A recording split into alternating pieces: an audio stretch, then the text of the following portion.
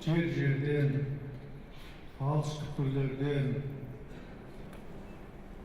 өзге мемлекеттерден тарихи отанын аңсап келген осында отқан ұл-қыздарымыздың бәріне шын жүректен қош келдіңдер деймін мен де.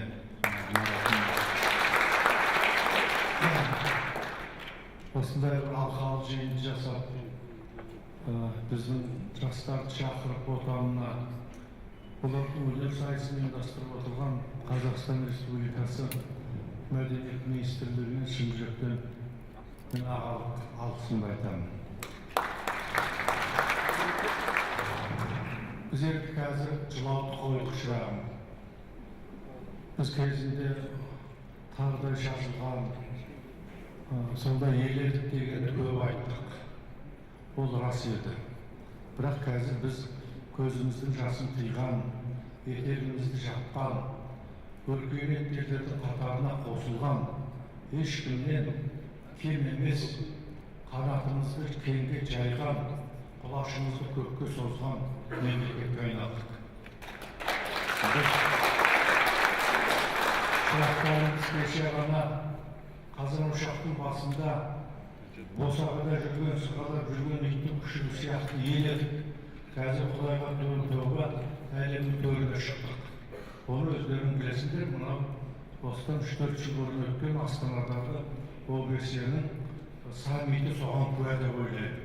Оның кейін біз бүкіл мұсылман елдерінің көшін бастап осында үлкен мынау Астанада алқалы жиын өткізіп.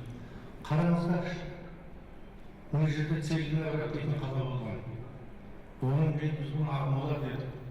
Ақмоладан кейін Құдайға тәуба Алланың пейіліменен, пәрменіменен біздің Нұрсұлтанның мемлекетінің көшін бастаған, ұлтының тізгінін ұстаған қазіргі президентіміз Нұрсұлтан Назарбаевтың құдіретіменен арқаның ақ төсінде самаладай, ғажап, қиял ғажайып ертегілер айтып тауса алмайтын, жеткізе алмайтын, я бір жазушы жеткізе алмайтын, ақын жеткізе алмайтын, ғажап қала салды.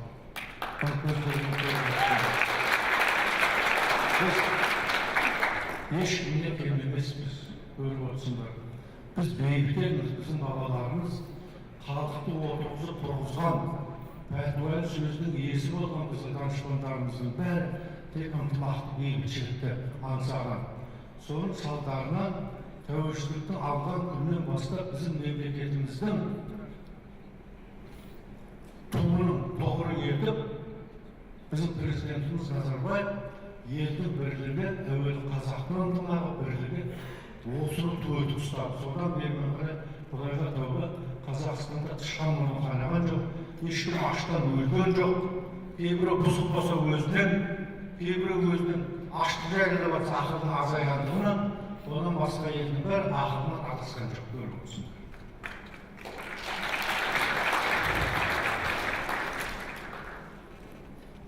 Мен 1993 жылы президенттің жарлығымен Иран Ислам Республикасына елші болып бардым. Мен атам елші болған жоқ, әкем елші болған жоқ, мен елші болдым. Тәуелсіз елдің елшісі болуда бір ғанибет екен деп, еліне қызмет істеуге тырыстым. Сонда елшілікті аштық. Тегеранның жақсы жерден алды үйді. Соның кейін ең бірінші мен құрылтайды өткізіп барған кезіміз. Соның кейін мен елшіліктің ашылуына сөйлердер алдыма қазақтарды шақырдым. 3 апта ұшып бердім. Олар ана Каспийдің жағасында Горган, Бендер, Түркмен, Гүмбек, тағы Аққала ма, сондай 4 қалада тұрады. Солар 3 апта ұшып бердім. 3 апта ұшып келдір қалды.